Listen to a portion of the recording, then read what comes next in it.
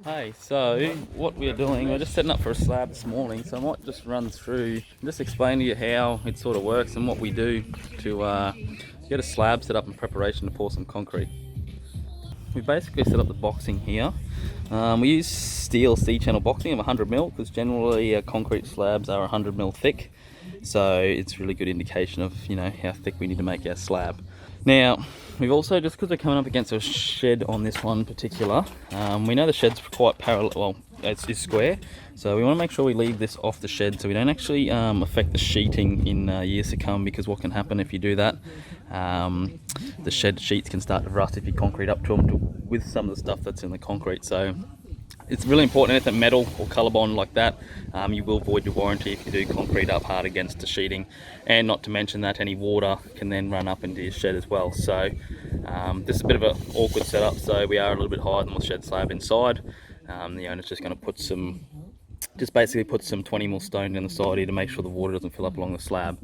So once we've got the boxing all square, so we generally use a method called 3-4-5, which basically just sets up a square corner, and from there we can basically make sure our slab's square, we don't end up with a parallelogram. So we basically now, once we've got our boxing all square, we've just whacking the pickets, get it all screwed, so it's just a matter of top of boxing is top of your concrete height. So we've done that, and once that's done, we basically just lay down the, some black plastic so your concrete and your mesh don't rust away over time, and the concrete doesn't dry out so quick on you. It is a recommendation to put it down. Some people don't do it, a lot of times you should, but like I said, a lot of people don't always do it. We do use these, just a little T-piece off our mesh we cut, so it's quite windy at the moment, so we've just basically cut these with a bar in the middle and then whack them in to stop the plastic from blowing away. So the boys at the moment are just laying in some mesh. Also really important to make sure you duct tape your joints.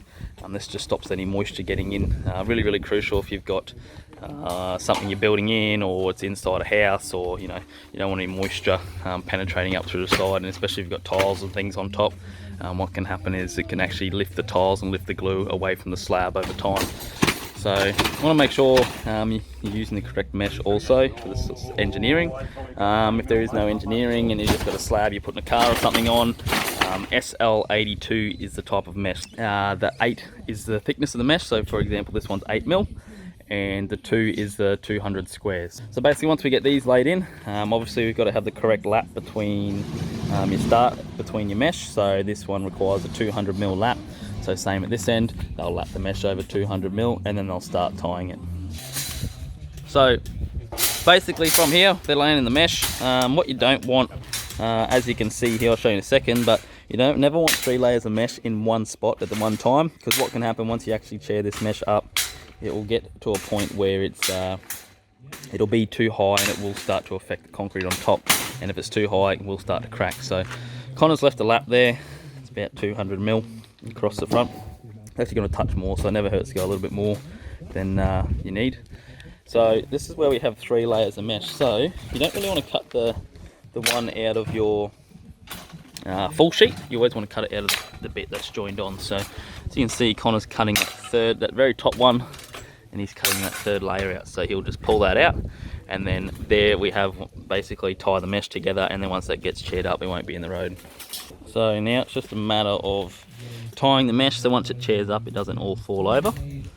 So we generally tie opposite corners and every 4th sort of ribs, and then ideally we'll tie this row, and then the next 4th one you'll tie on that row, and the next 4th one you'll tie back on this one and tie back on that one, so that when you do chair it up you don't get anything sticking out through the concrete. So we've basically been waiting for this to dry. Now Connor's just running the bull float over the top, well not the bull float, finish float.